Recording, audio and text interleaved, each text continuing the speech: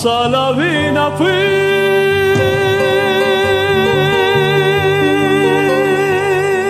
en un sueño angelical y ese angelito vi en un coro celestial. A Salavina fui en un sueño angelical.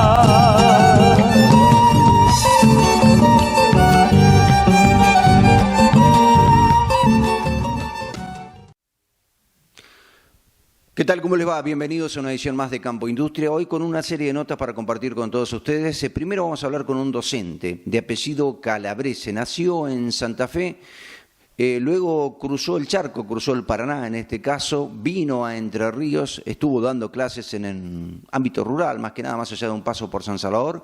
También estuvo en Río Negro, en una reserva mapuche durante muchísimo tiempo, y luego en escuelas rurales en la provincia de Entre Ríos. Una historia de vida que merece ser conocida, porque este hombre, aparte de ser docente, también fue un poco padre de los chicos, porque hay que decir que en esta reserva mapuche a la cual hacía en referencia, era un albergue en donde se daba clases por el término de 9 meses. Los chicos vivían allí, o sea que había que cocinar, si bien tenían, por supuesto, cocineros, auxiliares y demás, mantener la escuela, una vida realmente muy, pero muy dura. Y también en las escuelas rurales donde estuvo, en una no había luz, por ejemplo, en un principio, en otras había que arreglar, hacer todo a nuevo, fue albañil, fue metalúrgico, de todo un poco, ¿no? Y la historia de un docente rural que apuesta a la educación para sacar adelante el país y también hace mucho hincapié en que los chicos tienen que aprender oficios, saber trabajar con las manos, tener conocimientos de cómo trabajar la tierra, de cómo trabajar la madera, de cómo trabajar en distintos oficios. Bien, compartimos la nota, extensa pero corta a la vez, porque la historia de vida, la experiencia de este hombre es realmente importantísima.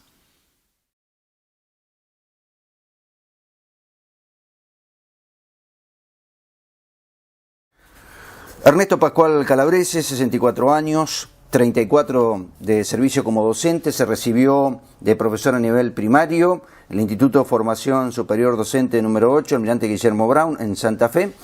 Bueno, tiene un importantísimo recorrido por escuelas rurales, no solamente en la provincia de Entre Ríos, sino también en Santa Fe, en Río Negro y, bueno, en la Patagonia podemos decir, pues son varios lugares, me voy a perder.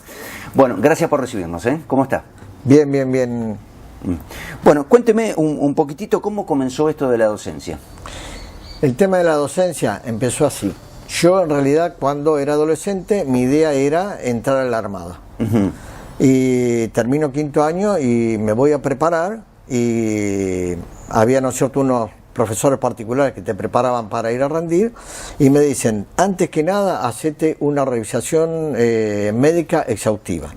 Resulta que me encontraron varices, pues yo trabajé desde chico en carpintería y tantas horas parado al lado de la máquina. Exacto. Me generaron varices. Y eso es motivo para que no te admitan. Así que me descolocaron y mi mamá me decía siempre, seguí de maestro, que en un país, aunque esté fundido, las escuelas van a seguir trabajando siempre. Dice, no te vas a hacer rico, pero vas a tener siempre un sueldo y una jubilación y una obra social. Así que, haciéndole caso a ella, me puse a estudiar docencia, pero en principio no era mi vocación. Me gustó tanto que lo fui abrazando a la profesión y empecé ya a practicar antes de recibirme para ir teniendo un poco de experiencia.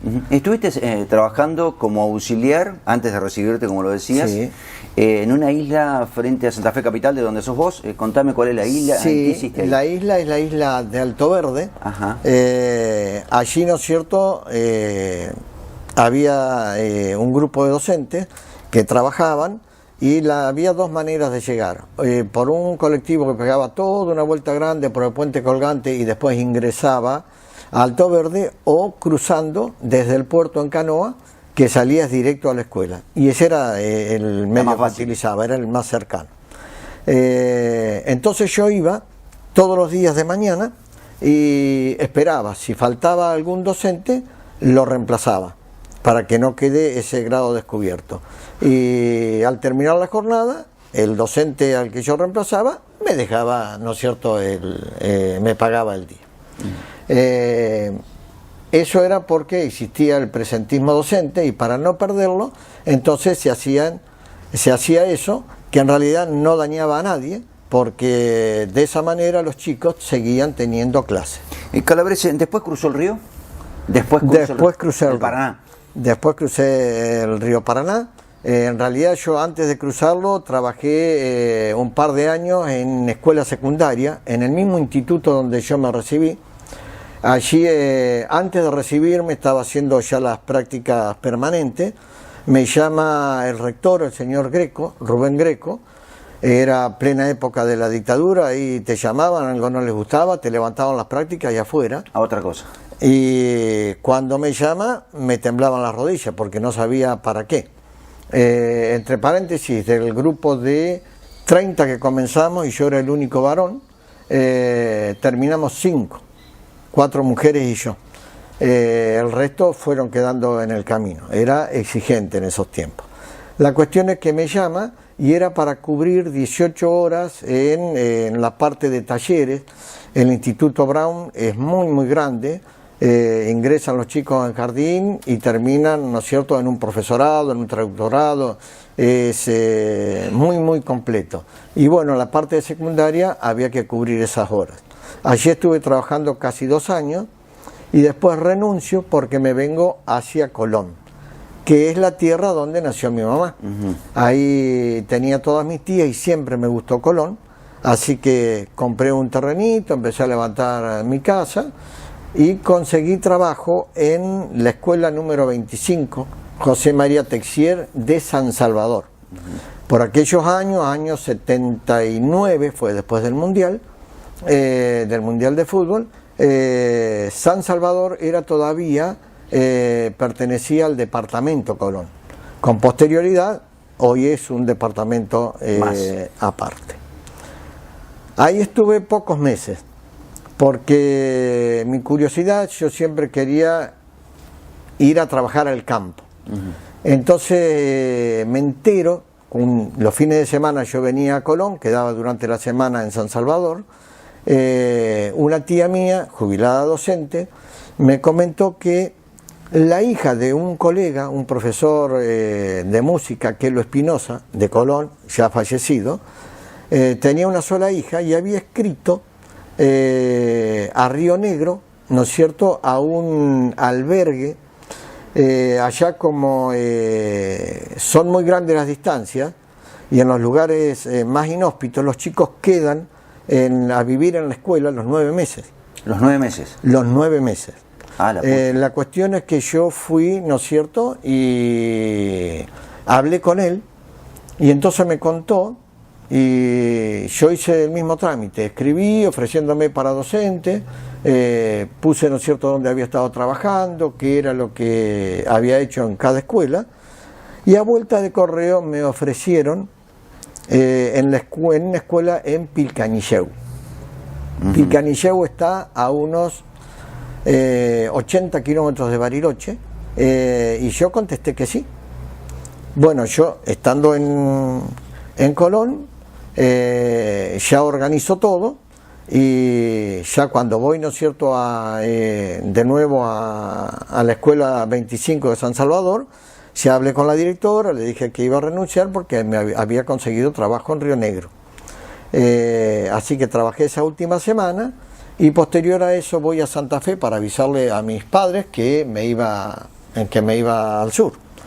Mi mamá no quería, mi papá decía que sí, que hay que hacer experiencia, que no hay que quedarse con dudas. La típica, el papá sí, la mamá no. La cuestión es que yo fui. Y el día antes de salir desde Colón en colectivo hacia Constitución, porque en Constitución debía tomar el tren, que tras 36 horas de marcha me dejaba en Clemente Onelli. Ese día anterior recibo un telegrama que no vaya a Pilcanilleu, sino que vaya a Clemente Onelli. Salgo, yo llegué a las 5 de la mañana, paraba en Plaza 11, ¿no es cierto? Los micros ahí, así que esperé que aclarara y me fui, era el mes de octubre, me fui a Constitución. Allí, ¿no es cierto?, tuve que esperar mediodía hasta que salía el tren. Me acuerdo que voy a comprar el boleto y claro, yo tenía eran telegramas que se iban pasando y se terminaban, ¿no es cierto?, transcribiendo a mano y no se entendía bien Clemente Onelli. Entonces yo le decía, tengo que ir hasta esta localidad. Entonces leía, Teniente Onelliat, decía el hombre. No sabe dónde queda, sí, le digo. Yo sé que queda entre Jacobasi y Comayo. Ingeniero Jacobasi. Entre Ingeniero Jacobasi y Comayo. Es una estación muy chiquita, que había menos de 100 habitantes. Entonces buscó y dice, tiene que ser Clemente Onelli. Bueno, esperé, tomé el tren. El tren, como es un recorrido tan largo, para en Bahía Blanca y ahí hace recambio de locomotora y de todo el personal del tren. Después sigue y hace otra parada en Ingeniero Jacobasi. Es el segundo recambio de personal y de locomotora. Porque claro, estamos hablando de un día y medio de marcha. Eso era como a las 12 de la noche, que hizo el último cambio en Ingeniero Jacobasi. Y yo, sube uno, el guarda nuevo, dice, ¿a dónde tenés que bajar? En Clemente Onelli. Dice, pero ¿y qué vas a hacer ahí? Le digo, voy de maestro. Yo estaba chocho, orgulloso. Entonces me dice, ¿qué, estás castigado? Dice, ¿o qué pasa? No, le digo, yo voy porque me dieron el trabajo. Claro, Clemente Onelli es el punto más alto de la línea sur sobre la ruta 23. Está 500 metros más alto sobre el nivel del mar que Bariloche. Es muy, muy frío y como es muy, muy frío, se trabajaba del 1 de septiembre al 31 de mayo. En tiempo de verano. En invierno era imposible. De hecho, el 10 de abril del 80 vi nevar por primera vez. En el resto del país, en la parte norte, se habían suspendido las clases ese 10 de abril por una ola de calor. Y allá estábamos con 10 grados bajo cero y muchísima nieve. Terrible. Así que bueno, ahí yo llego a las 4 de la madrugada del día 12 de octubre. Siempre lo comparo con Colón, descubrió América y yo descubrí Clemente Onelli. Clemente Onelli. Te hago una pregunta, ¿qué alumnos tenías allí? ¿Qué gente era la que vivía allí? Allí era una reservación mapuche, que hoy existe. Ajá. Es la reservación mapuche de Anecón Grande. Anecón Grande es un cerro que está hacia el frente de la escuela, que significa cerro sentado. Ajá. Tenían en ese tiempo el cacique era Manuel Prafil. Él fue el que bautizó la escuela y le puso Kichi Queche Rucá, que significa casa de los niños. ¿Cuántos chicos tenías? Ahí había muchos chicos. Ahí sí éramos 2 docentes, una directora y mucho personal de mantenimiento. Porque allí mismo existía el albergue, una de las pocas escuelas que tenía el albergue y la escuela junta. Si bien eran separados, todos estaban dentro del mismo predio. Había 3 auxiliares docentes que son las mamás postizas de los chicos que están 9 meses lejos de su casa. Para llegar de las casas únicamente a caballo, porque era entre los cerros y a muchos kilómetros. Después estaban todo el personal de cocina, que eran 2 cocineras, y el personal de maestranza, que lavaban la ropa de los chicos, la planchaban, hacían toda la limpieza. Después había un portero y un peón de patio. Que el peón de patio es gracioso porque era el intendente del lugar. ¡Apa! La intendencia era una construcción nueva, chiquita, muy cerquita de la escuela. A él en pago le daban el lugar donde vivir y era el único, ahí existía un único surtidor que vendía querosén, que era el combustible, querosén, nada más. No había vegetación, no había nada ahí prácticamente. Ahí no había nada, no hay absolutamente nada, por la altura y por el frío. Claro, nada, no crece nada. De hecho, ni siquiera el ganado vacuno se da. Nosotros comíamos todo el año carne de capón. Carne de capón. Carne de capón. O sea, el cordero capado y de un año, año y medio. Y cordero pesado. La poca leña que había llegaba desde Carmen de Patagones en tren y costaba fortuna. Del extremo sur de Buenos Aires. Exacto. Los chicos que iban ahí eran mapuches. ¿Qué idioma hablaban? Ellos hablaban el castellano, pero también tenían mucho del lenguaje mapuche. ¿Cómo fue enseñar? Fue una experiencia maravillosa, porque era más lo que aprendía que lo que enseñaba. Una de las primeras cosas que pude enseñarles, que conversando, bueno, la papa. Ellos conocían la papa, pero nunca habían visto una planta de papa. Y era octubre, y le digo, ¿qué les parece si plantamos papa? Pedí autorización a la directora y me dio permiso, y plantamos en el frente de la escuela, que era lo que estaba más protegido del viento, hicimos unos surcos, plantamos papa. Lo primero que les llamó la atención era que, ¿por qué la partía? Ellos pensaban que había que plantar la papa entera. Claro. Bueno, la partimos, la curamos con ceniza, la plantamos, empezamos a cuidarla, hicimos turno. Entonces, tanto varones como chicas tenían un turno que debían regarlo una vez por día, porque allí es muy, muy árido.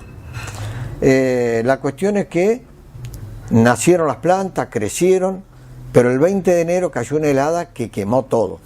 Así que literalmente ya tenían, claro, casi 100 días de plantada, levantamos la cosecha y sacamos media bolsa de papa, era una maravilla todo. O sea, me acuerdo que cuando florece y da el frutito, ellos pensaban que esas bolitas eran las papitas. No, ni idea. Ni idea. Así que bueno... ¿Esos chicos no salían de ese lugar, vivían ahí? No, ellos no salían, de hecho no conocían nada.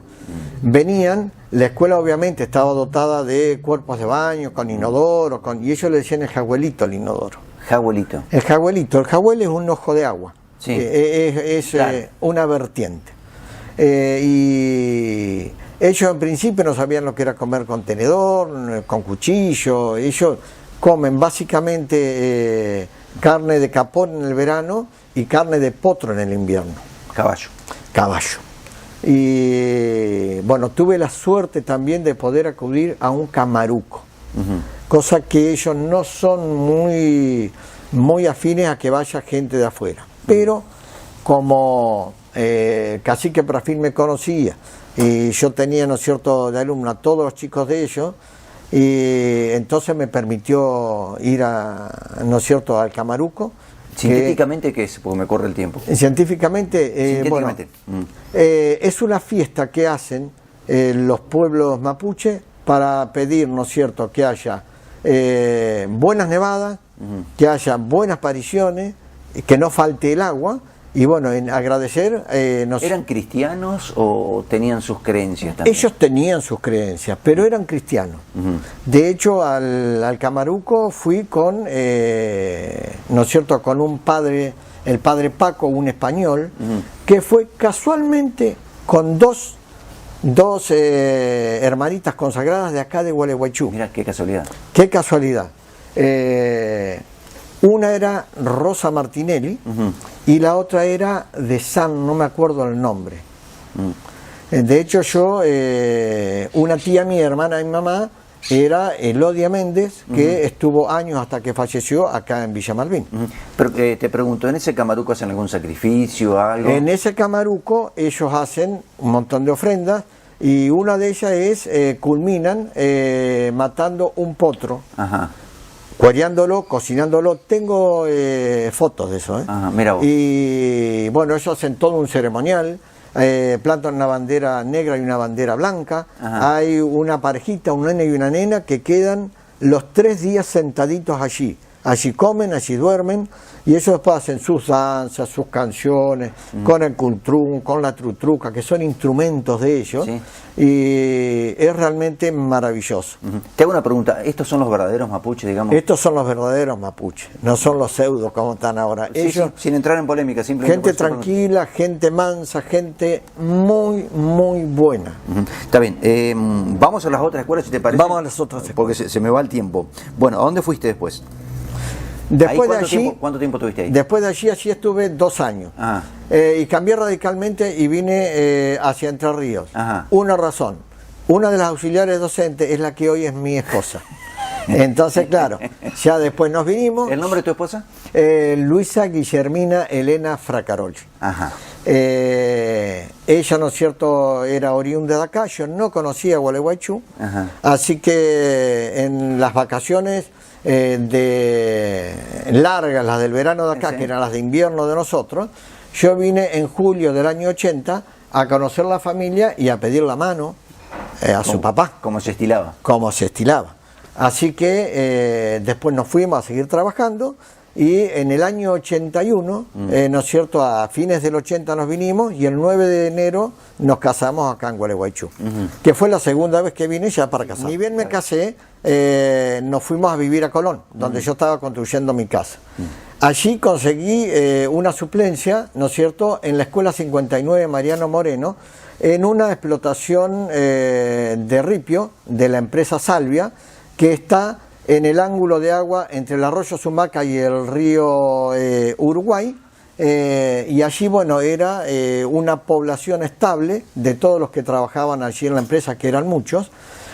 Allí eran muchos niños, entonces como yo atendía desde jardín hasta séptimo, y el aula era muy chiquita, pido autorización para que me dejen trabajar en 2 turnos.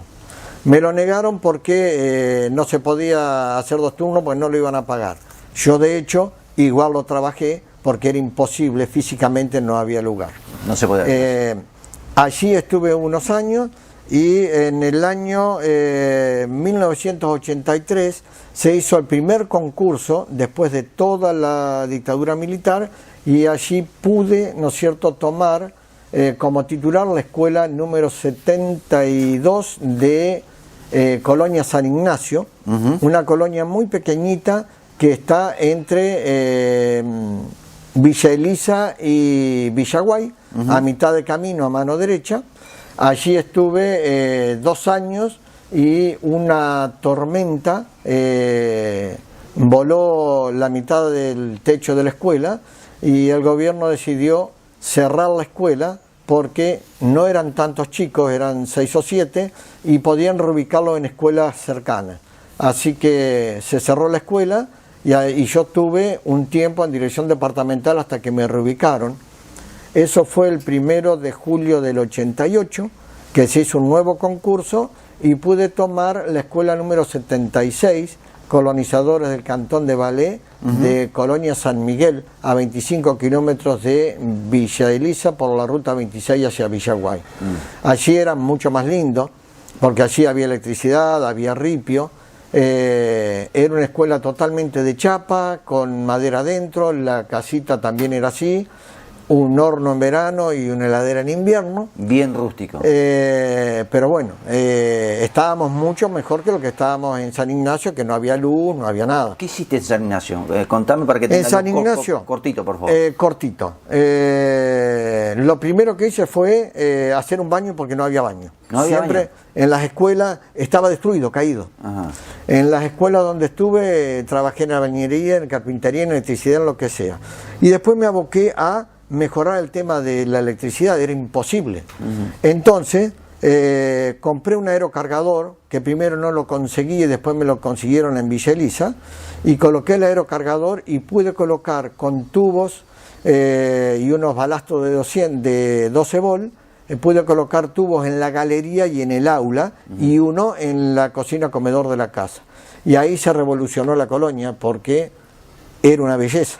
Se olvidaban de los faroles, Del candil, de la vela. del candil, de la vela. Igual seguíamos con la heladera querosén. Con la bocha. Siempre con el primero fue con la lámpara querosén y después con el Petromán, con el Sí. No enfriaba mucho, pero enfriaba. Sí. Pero bueno, después de eso, pude conseguir, ¿no es cierto? Qué buena pregunta. ¿En alguna escuela viviste en la naturaleza, en la ruralidad? ¿Cómo era el tema del bicherío? Particularmente Yarará, Falso La Cruz y todas esas cosas que hay. Cortito. Cortito. En la escuela que está pegada al Palmar, la escuela 59, ahí hervía de Yarará. Hervía. Ahí nació el primer hijo, era chiquito. ¿El nombre, por favor? Nicolás Pascual. Tenía la casa una entrada como un holcito abierto. Y bueno, había dos problemas. Los sapos cururú, que eran enormes, el sapo toro, y Yarará. Entonces hice, con madera maciza, para que no quede en ningún lugar, una especie de tapialito con un portoncito. ¿De cuánto? ¿De 40 centímetros? No, unos 80 centímetros. Apa. Porque claro, para ir al baño y para ir a la cocina debíamos salir a ese holcito de entrada. Y era peligrosísimo. Después, en la zona, por ejemplo, la más agreste era San Ignacio. Ahí yo tengo fotos, ahí cazábamos lagartos, cazábamos comadrejas. De todo. De todo. Pero a la par criábamos conejos, criábamos gallina, hacíamos huerta, plantábamos papas, teníamos todo se hacía ahí. ¿Siempre en familia, ¿Siempre viviste en la escuela rural vos? Siempre viví en escuela rural. Bueno, seguí el recorrido, por favor. Bueno, estábamos en la escuela 76. Sí. De ahí pido traslado hacia Gualeguaychú. Ahí viene el boyero. Razones familiares, y ahí conseguían la escuela del boyero. La escuela del boyero, una escuela muy linda, donde había muchos chicos, y ahí estuve con toda la familia 3 años.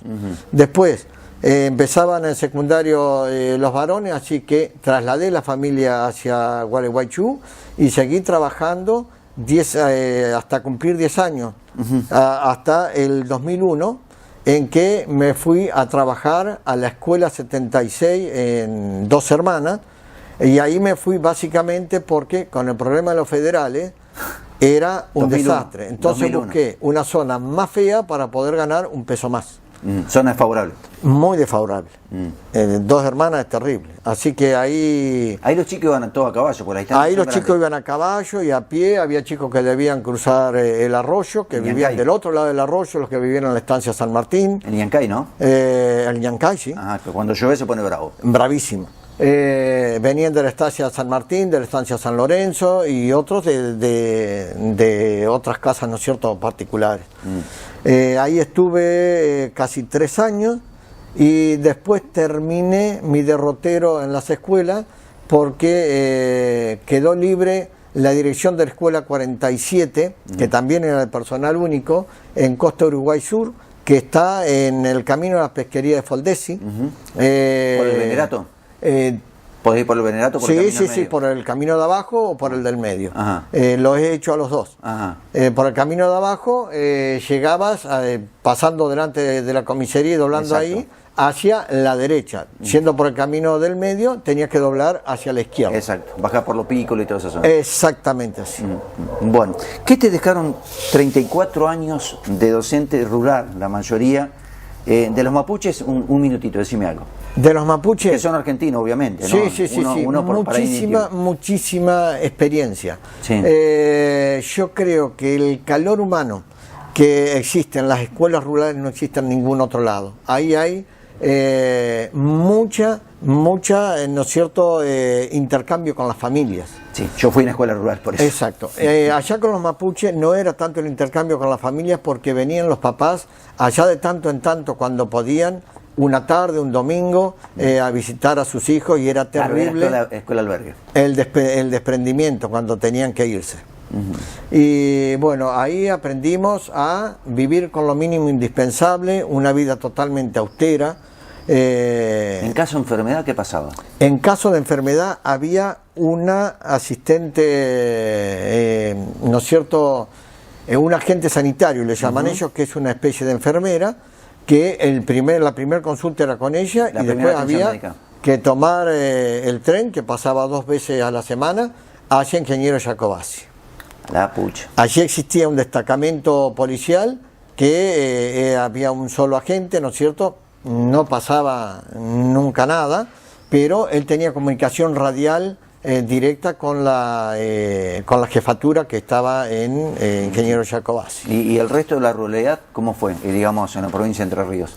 El resto de la ruralidad fue hermosa. En cada lugar quedaron muchos amigos, muchos tíos postizos y abuelos postizos para mis hijos. Se criaron lejos de la familia siempre. Porque ¿Cómo se la bancaron los gurises? ¿Cuántos chicos tenés? A ver, con los nombres. Tengo 3 hijos. Ajá. Nicolás Pascual, Guillermo Ernesto y Lucía Elizabeth. Los 3 fueron alumnos míos. Así que si fracasan en educación, la culpa es mía. Pero creo que no, porque uno es ingeniero, otro es abogado, y Lucía está haciendo la licenciatura de arte ahora en la Universidad Nacional del Litoral a distancia, o sea que tan mal no han salido. Pero y el acompañamiento de la esposa, de la compañera, ¿no? Ha sido clave, ¿no? Clave, fundamental. Sí, nos casamos, aprendimos a ser esposos, pero también amigos, claro, porque debíamos compartir lo bueno y lo malo. No existía otro paño de lágrimas más que en la pareja. Sí. O sea, la esposa o el esposo. ¿En quién apoyarse? Estábamos lejos de todo. ¿En quién apoyarse? Exactamente así. Y aparte me acompañó a todos los lugares, sin importar si había comodidad, no había comodidad, en la época en que se lavaban los pañales. Sí, señor. Llegó un momento en que los 3 usaban pañales.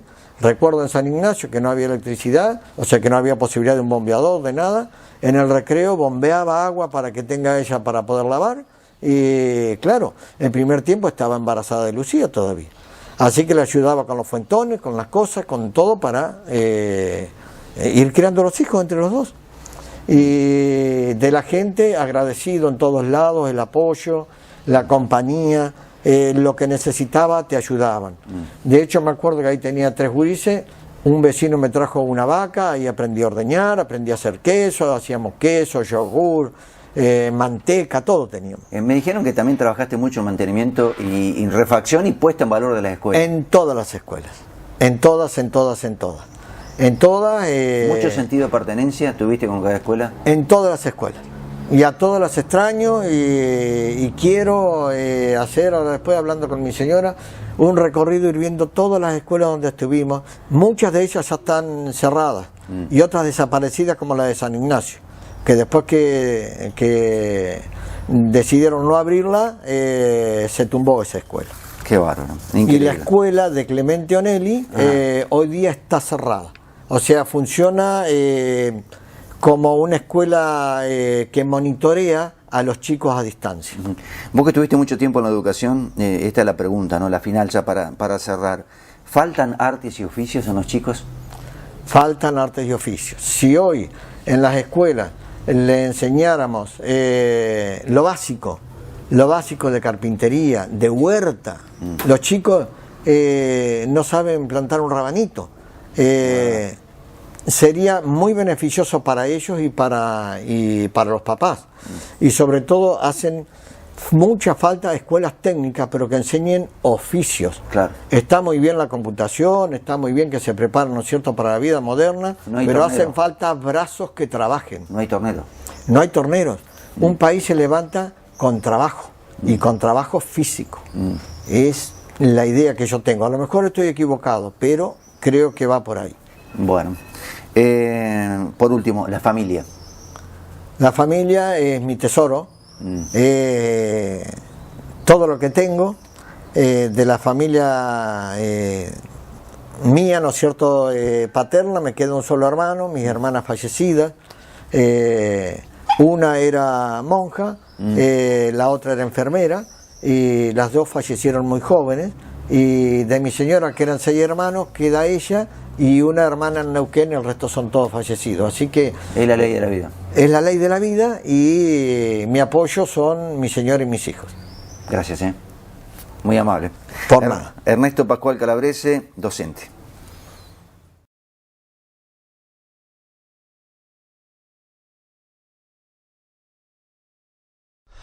Consignataria de Haciendas Los Toros SRL. Operaciones particulares y compra directa. Gordo, invernada, conserva, cría, cabaña. Informes, telefax 03446 430 520. O bien dirigiéndose a Ituzaingó 987 en Gualeguaychú. Consignataria de Hacienda Los Toros, de Mateo y Martín Bosquiazo.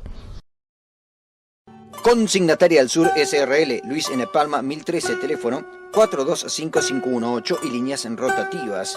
Martillero, Atilio Solís, email consignatariadelSur@ciudad.com.ar. Consignataria del Sur SRL, en Luis N. Palma 1013, remates, administraciones. Estación de servicio Gualeguaychú Combustibles, en distribución para el campo y la industria. Contamos con una unidad de reparto especialmente equipada. Además, les ofrecemos lubricantes, filtros, baterías. Gualeguaychú Combustibles, más de 15 años comprometidos con la calidad del producto. Señor productor, recuerde que lo llevamos a su campo sin cargo. Aceptamos todas las tarjetas para el agro. Estación de servicio Gualeguaychú Combustible. Los esperamos en Puerto Argentino 1299, a una cuadra de Avenida Primera Junta y Ruta 136. Comuníquese al teléfono 03446 435 056 y 428 563. Gualeguaychú Combustible.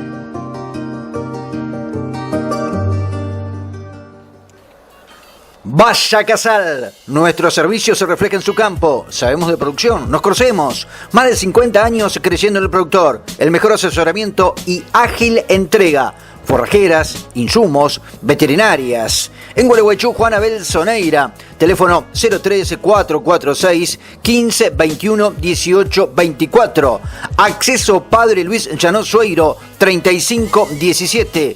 Vaya Casal, nuestro servicio se refleja en su campo. El verano se disfruta si le pones fruta con Bagio. Fruta con Bagio. Se disfruta con naranja y con amigos, con manzana y con los primos. Y con Bagio pronto. Y siempre se disfruta si tenés multifruta. Ponele fruta al verano y disfrútalo con Bagio pronto. Ponele fruta al verano y disfrútalo con Bagio pronto.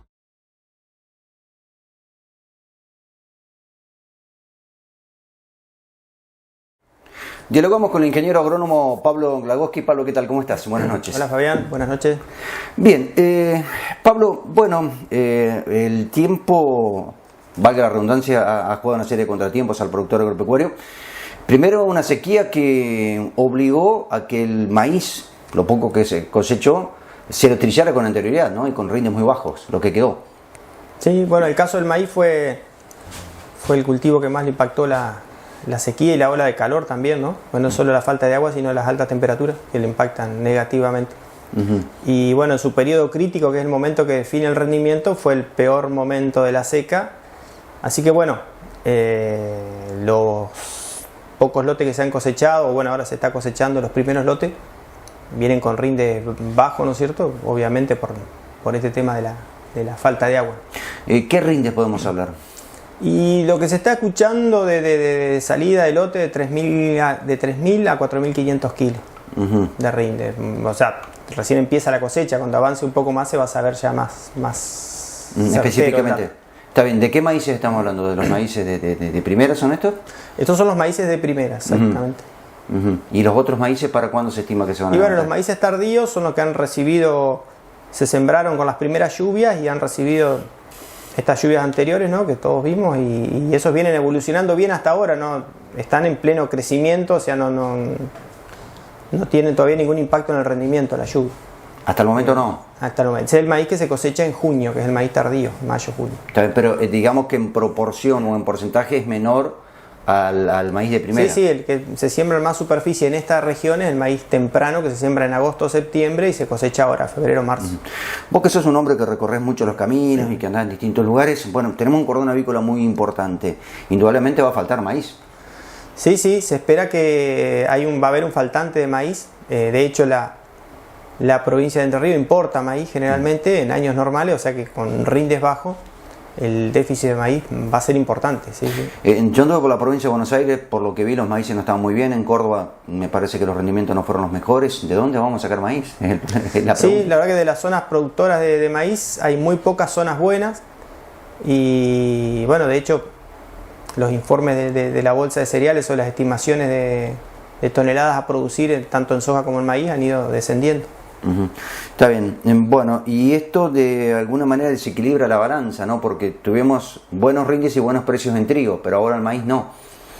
Sí, bueno, viene en maíz, va a haber malos rindes, el precio ha subido un poco porque también le tocó una zona importante de Brasil y de Estados Unidos, que es donde se define el precio. Pero bueno, no llega a compensar la falta de producción. Lo que pesa es la cantidad producida, después el precio impacta, pero no llega a compensar el faltante. Y bueno, se espera que casi todos los lotes de maíz den pérdida, digamos, como negocio. Y es un cultivo caro de por sí, ¿no? Es un cultivo caro, sí, o sea, el que mayor inversión requiere. Claro. Y bueno, tomando en cuenta lo que se necesita cosechar para sembrar de vuelta una hectárea de maíz en la campaña que viene, lo que se coseche de una hectárea no va a alcanzar para renovar esa hectárea. O sea, hay una pérdida de capital, digamos. Y se sigue profundizando esto de alguna manera. Y sí. No así el caso de la soja, que tomó el periodo de seca, la agarró en el estado vegetativo, digamos, cuando no define el rendimiento. Y bueno, cuando empezó a llover, era justo cuando estaba por empezar a florecer, así que bueno, la soja de primera está, llamémosle hoy, en buen camino, y la soja de segunda se atrasó la siembra, pero también viene encaminado, digamos, todavía le falta mucho por recorrer. ¿Estas lluvias vinieron bien? Las lluvias vinieron muy bien, en un momento primero porque por la seca que estábamos hacia atrás, y después un momento que hay mucho consumo de agua por la temperatura, y a lo largo del día, entonces todo lo que llueva hoy lo transpiran los cultivos. Es decir, no solo los cultivos, los campos naturales, las pasturas para la ganadería tuvieron un rebrote espectacular en pocos días que cambió un poco el panorama. Está bien, estamos hablando de suelos vertisoles, que son muy especiales, ¿no? Lo que tenemos acá en la zona y en la mayor parte de la provincia. Claro, la característica de nuestro suelo es que reservan poca agua, entonces llueve, es como un vaso chico y la planta se lo toma enseguida ese vaso, entonces dentro de unos días necesitamos agua de vuelta, no así suelos de la costa del Paraná que reservan mucha agua y toda esta lluvia le van a dar para llegar quizás hasta la cosecha. Claro, por eso se dice que Victoria y Diamante es un poco la zona núcleo en cuanto a agricultura se refiere. Exactamente, pues tienen suelos más parecidos a lo que es Rosario. ¿Los precios de la soja acompañan para vos? Y bueno, ¿tuvieron una tendencia? Los precios suben y bajan todo el tiempo. Hay factores que los van modificando, desde factores económicos hasta factores financieros y de clima. Hoy hay una suba por un tema de clima, digamos, de expectativa de menor producción. Pero bueno, hoy no tenemos la soja. Hay que ver el día que se coseche cómo están los precios. Bueno, toda esta ola de aumentos y demás, has hablado con los productores, genera preocupación porque ya tenemos que empezar a pensar, valga la redundancia, en la próxima campaña con otros números. Sí, totalmente. La preocupación principal, bueno, es cómo afrontar la nueva campaña y bueno, se da que la agricultura se maneja en torno al dólar oficial. Claro. Entonces, que es el que va retrasado respecto de los costos. Entonces, cada vez que es como que uno va por la autopista y el otro va por la colectora, entonces hay una diferencia, se va quedando atrás. En dólares oficiales por ahí el margen es bueno, pero cuando uno lo transforma a pesos para salir a pagar las cuentas, el margen se achica. Se achica considerablemente. Bueno, ¿qué pasa con el sorgo y más? ¿Has tenido la oportunidad de ver algo? Bueno, el sorgo es un cultivo que ha crecido bastante en superficie y en tecnología. Desde que China es comprador de sorgo argentino, que no es comprador en todos los países, es comprador de sorgo argentino, hay un mercado más fluido y mejores precios, y eso hizo que la industria semillera le invirtiera en semillas nuevas nuevas tecnologías y bueno, y de hecho el productor va acompañando con la siembra de más hectáreas de sorgo. Claro, pero también sufrió la falta de agua. Sí, el sorgo sufrió la falta de agua al igual que todos los cultivos. Tiene la característica que va acompañando más parecido al ciclo de la soja. Entonces, bueno, la falta de agua lo impactó, pero no en la medida que impactó al maíz. ¿Estás trabajando con ganadería algo? Sí, sí. No, te pregunto, ¿no? Por algunas praderas que, bueno, directamente las liquidó, digamos, esta bola de calor. Y bueno, sí, esta ola de calor dejó sin disponibilidad de pasto las praderas y bueno, no se pudo hacer mucha reserva de rollo, que es lo que se utiliza para el invierno. Se han hecho silos de maíz picado, con los maíces de poco rinde, como para afrontar el invierno, pero bueno, la situación esta seca dejó los campos muy mal estado. Ahora se están recuperando. Ahora se están recuperando. Tendría que venir llovedor el otoño, digamos, que es la época de crecimiento del pasto y de las pasturas, para poder entrar al invierno con buena disponibilidad forrajera. Bueno, ¿cómo está el ánimo del productor? Por último. Y bueno, el ánimo del productor, hay tantos productores como ánimos dando vuelta más o menos. Qué sé yo, hay gente que está para seguir, otros que están dudosos y en general el productor es siempre positivo, va y se mete y apuesta.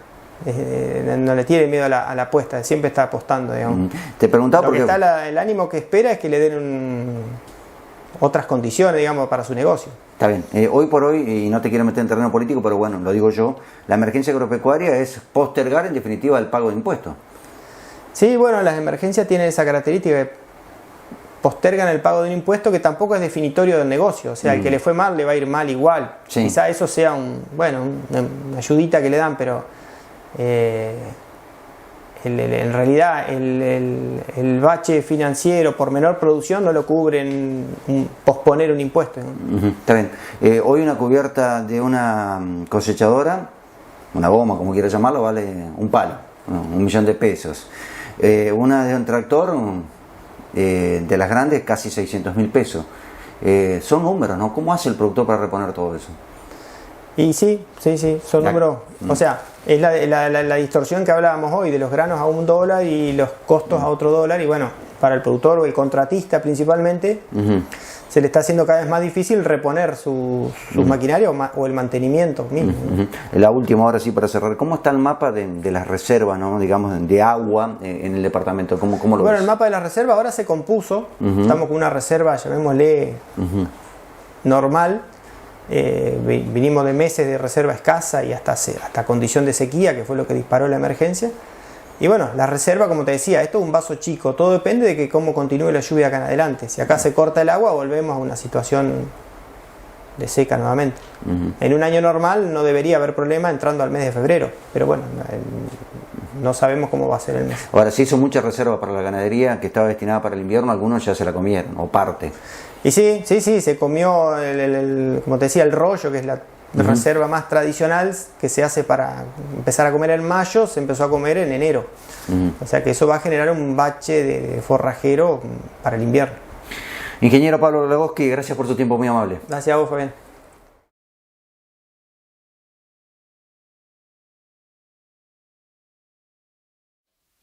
Último bloque de Campo Industria, estamos en Agropecuaria Sur, Sociedad Anónima, aquí en la intersección de las rutas 14 y 20, para dialogar con el licenciado en Economía, Mateo Veronesi. Mateo, ¿qué tal? ¿Cómo estás? ¿Cómo estás, Fabián? ¿Todo bien? ¿Un poquito más tranquilo por la lluvia? Y un poco más tranquilo por la lluvia, más que nada por el tema de la soja, lo que son las hojas de primera y soja de segunda. El maíz ya llegó tarde, el maíz se estima una caída en la producción de entre el 40 y el 50%. Ayudó lo que fue el trigo, ayudó. No creo que compense el trigo a las pérdidas en lo que va a ser en el maíz. Después lo que es soja, bueno, dependerá de los próximos 40 días que hace el clima. Así que, bueno, es una campaña complicada. Venimos de segunda niña, así que veremos cómo continúa el clima. Bueno, vos sos economista y ser economista en la Argentina es muy difícil, ¿no? Sí, la verdad que es bastante complicado. La verdad que vivimos con déficit fiscal financiado con emisión monetaria, que es lo que hace que genere estos desequilibrios que se gasta más de lo que ingresa y creo que ninguna familia gasta más de lo que se ingresa. Entonces el Estado debería aprender de las familias y empresas que siempre buscan el equilibrio en ese sentido. Bien, en estos días nos desayunábamos con noticias como el aumento, por ejemplo, del combustible, un 9%, el gas, la electricidad, que se habla de casi 45%, tengo entendido. Sí. Uno en la economía familiar lo siente, impacta. ¿Cómo pega esto en una empresa? Sí, los costos de estructura de la empresa han subido, la suba del combustible de un 9%, suba de los costos de energía de un 45 a un 41%, están hablando tanto de costos fijos y costos variables, y sí, un poco impacta porque te suban los costos de estructura, y por decirte, el sector exportador tiene tipo de cambio pisado, y eso hace que te terminen aumentando más que buscar la competitividad con el tipo de cambio. Así que se hace bastante difícil. A tu criterio, ¿estos aumentos se veían venir, eran necesarios? La pregunta apunta a lo siguiente, ¿no? Por ahí, está bien que los servicios aumenten y siempre y cuando funcionen, ¿no? Eso por un lado. Pero por el otro lado está el poder adquisitivo, el peso no vale nada. Sí, yo creo que el desequilibrio no está en que aumentan los costos de energía, del gas, o sea, hay inflación a nivel mundial, están aumentando en todo el mundo. El tema es el poder adquisitivo del argentino que cada vez vale menos, cada vez hay más inflación. El Estado se beneficia un poco de lo que es la inflación, o sea, está el llamado impuesto inflacionario. El Estado recauda más con un poco de inflación, es un ancla para poder recaudar, y sí. Lo que no está mal, que se actualicen los precios porque hay inflación en todos lados. Lo que está mal es que no acompañe la suba del poder adquisitivo de los argentinos. Un poco ahí está el problema, no en el otro lado. Ha subido el petróleo afuera, ha subido el gas afuera, ha subido todo. Hay un problema mundial, surgió después de la pandemia todo. Los costos de logística han aumentado una barbaridad. Ahora se está reacomodando y todo eso impacta en la inflación. Hay inflación en Estados Unidos y eso impacta en todas las economías emergentes. Obviamente, para la inflación de Estados Unidos es mínima si la comparamos con lo que es la nuestra, ¿no? Sí, es mínima, pero a niveles históricos estamos con una inflación bastante alta en Estados Unidos y todo eso impacta en las otras economías. ¿Seguimos siendo China dependiente en cuanto a la soja? Y sí, China ha demandado estos últimos años demasiada soja. O sea, el crecimiento de China ha hecho que la soja y los commodities hayan subido. Que el año pasado tuvo más impacto en la demanda que este año, pero dicen que ahora se está metiendo un poco India en lo que es la demanda de harina de soja, así que bienvenido sea, porque Argentina es uno de los el principal exportador de harina de soja del mundo, así que yo creo que esas son las cosas que hay que aprovechar para ver si los problemas micro y macro de la Argentina se pueden reducir y que no esté pasando esto. Hay una sequía muy importante en Brasil, Paraguay, que son productores de soja. Decir que Paraguay iba a producir soja 10 años atrás, por ahí sonaba medio ilógico. Lo tenemos como un país ganadero y con una ganadería, digamos, ahí, no una ganadería de punta como la Argentina. Pero gracias a nosotros que dejamos la posibilidad de mercados nuevos, estos países crecieron, enhorabuena para ellos, ¿no? Por eso un poco la soja ha aumentado. ¿Esto le sirve al productor? ¿No le sirve teniendo en cuenta todo el tema de $1 que se compra, otro $1 que se vende? Sí, mirá, la verdad que cuando hablan de que sube la soja, te sube la soja, pero si tenés producción. Hoy se estima que lo que es el precio de la soja no no va a compensar las pérdidas productivas. Vos para vender algo a un buen precio lo tenés que tener primero y después ver. La verdad que, o sea, nosotros pagamos cualquier productor agropecuario paga arrendamiento a precio de la soja, o sea, te están aumentando los costos, el dueño de campo cobra quintales fijos, es indirectamente el que más se beneficia. Bueno, nosotros... El 70% de la tierra que se trabaja en Entre Ríos es arrendada. Sí, a nivel Argentina es lo mismo, o sea, todo es en campo alquilado. Por eso un poco cuando dicen el sector agropecuario, los terratenientes que tienen tierra, la verdad que el 70% lo invierte gente que no tiene campo, que está invirtiendo todo su capital y esperar a que el clima, que los gobiernos, porque digo los gobiernos porque creo que han pasado varios gobiernos y no le han dado una mano al sector, o no le han aflojado, no es que no pedimos ni subsidio ni nada, que nos dejen trabajar normal. Política de Estado. Exacto, y somos los que generamos los dólares y estamos en toda la cadena agroindustrial en efecto derrame para que toda la economía se mueva. Bien, te hago una pregunta de la cual hablábamos previamente, ¿no? Retención cambiaria, ¿cómo es eso? Explícame porque vos sos economista y mucho no entiendo. Yo escucho hablar mucho, la verdad, que de lo que es las retenciones. La verdad que las retenciones no deberían existir, pero ahora estamos con lo que es la retención cambiaria, que estaría bueno que desde el sector salgan más en los medios, cuenten esto, porque hoy el valor FOB de la soja es 630.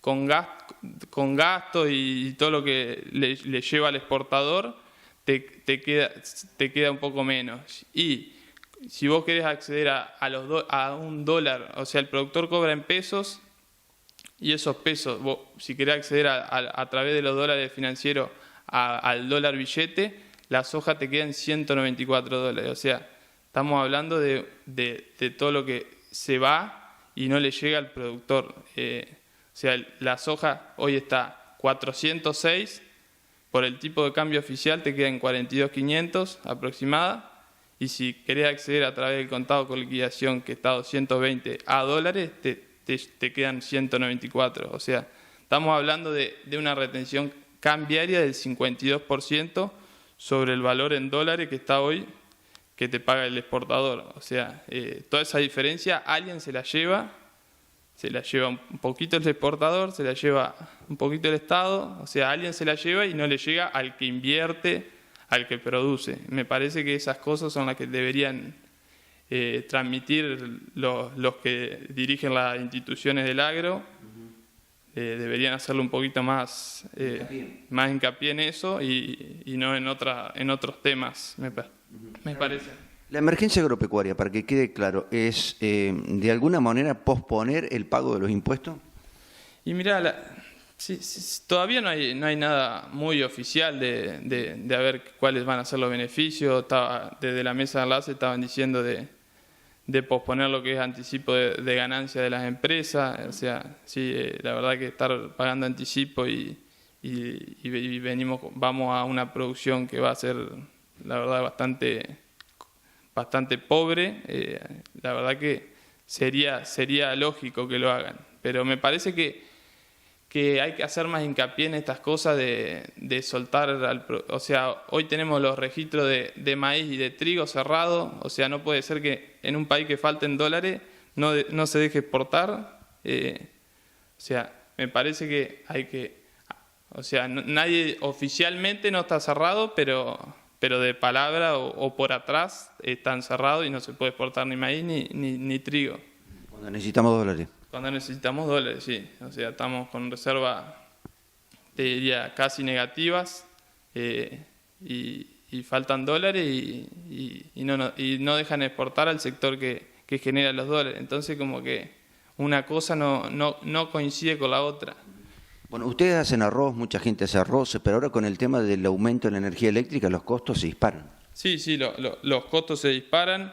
Y la verdad que ha habido muchos problemas con lo que es la demanda del arroz ha caído. han caído un poco los precios, el número cambia, suben los costos de la energía. Ahora están hablando de que suben entre un 45 y un 41%. Y bueno, la verdad que no ha ayudado mucho el clima, pero bueno, el clima es un riesgo del negocio. Eso es algo que uno cuando invierte en el agro está dispuesto a eso, no está dispuesto a que te saque un poco el Estado, te saquen por este lado. Me parece que hay que dejar trabajar al sector. Bien, licenciado Mateo Veronesi, gracias por su tiempo, muy amable. Dale, gracias, Fabián.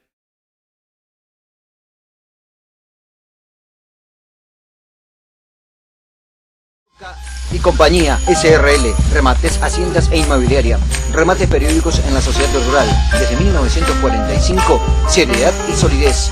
Rivadavia 1065, teléfono 413-4700, Daroca y compañía SRL.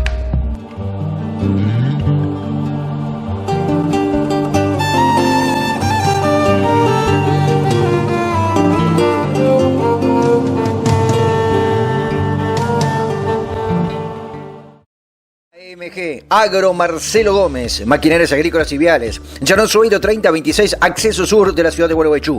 Teléfonos 03446 1564 3239 1552 2393. Representante oficial de Crucianelli, Stari, Farcan, Lioto, G-Metal, Cira, Agromex, TSF, Gergolet, Agrícola, Famer, Mecano Ganadera, Gian Antoni y Gentili.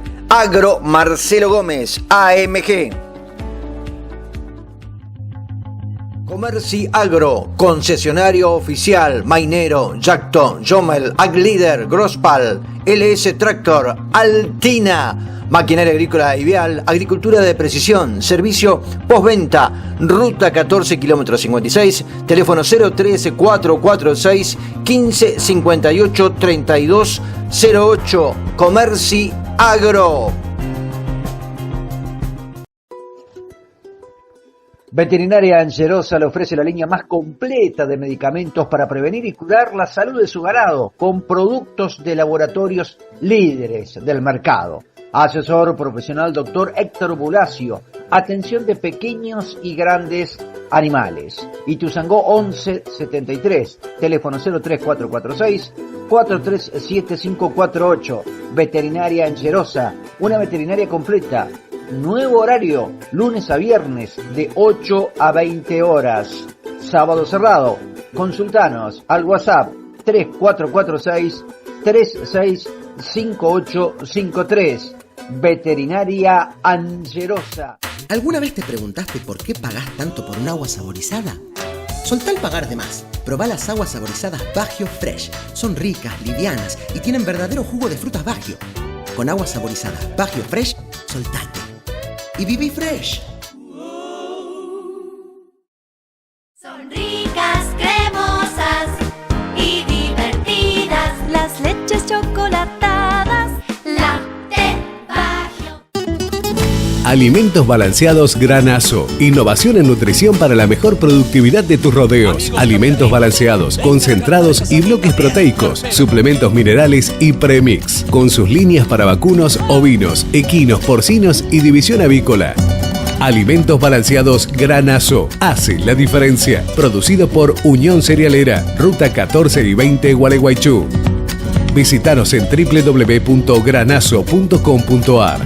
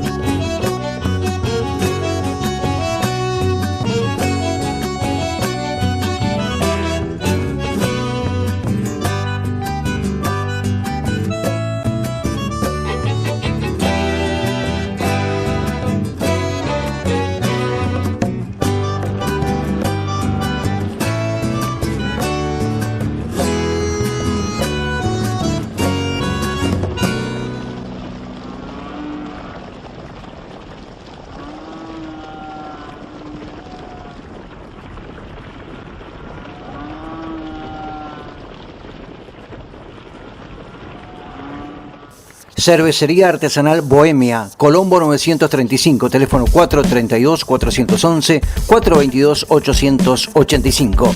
La mejor cerveza artesanal de la ciudad. Pizzas, empanadas, picadas, cervezas, todo en un mismo lugar. Bohemia, Cervecería Artesanal, Colombo 935. El Totito Loco, Artigas 2011, frente a la terminal de ómnibus. Frutería, verdulería y algo más. Producción propia. Precios locos. Atendido por sus propios dueños. Tarjeta alimentar y todas las tarjetas. El Totito Loco, Artigas 2011, frente a la terminal.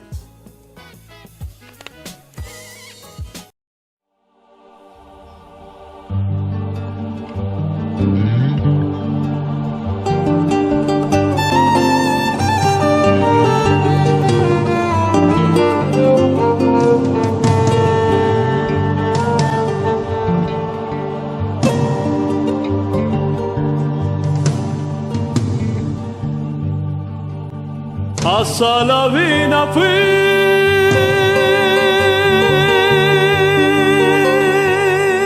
en un sueño angelical y ese angelito vi en un coro celestial. A Salavina fui en un sueño angelical.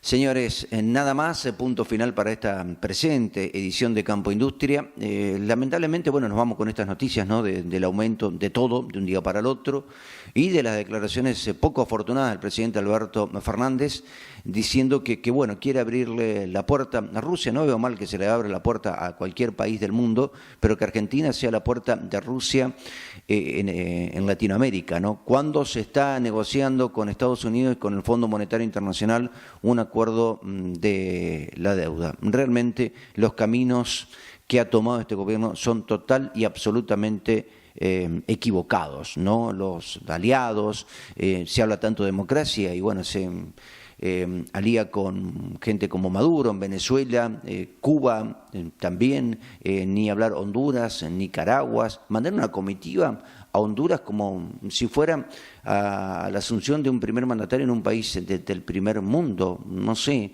en tiempos en los cuales tenemos que acotar los gastos, si bien no va a incidir en demasía en la economía argentina que viajen 10, 15 o 2 personas a otro país, pero por lo menos el gesto no estaría mal. Y también hay cierta, no sé cómo llamarlo, pero persecución, algunos youtubers que por ahí se van de boca, es cierto, es verdad, pero se los castiga, se le aplica una tobillera electrónica, y a otros que en su momento le desearon la muerte al expresidente Macri, no pasó absolutamente nada, no hubo un solo llamado de atención. Realmente preocupa todo esto. Preocupa también la marcha contra la Corte Suprema de Justicia, que uno puede estar de acuerdo o no, con algunas actitudes, en muchas no, pero eso no significa porque algo no nos gusta, vayamos y le pidamos la cabeza. Los poderes tienen que ser independientes. Lamentablemente en la Argentina no lo son. Gente, gracias por su atención. Nos despedimos ahora sí. Hasta la semana que viene. Que la pasen bien.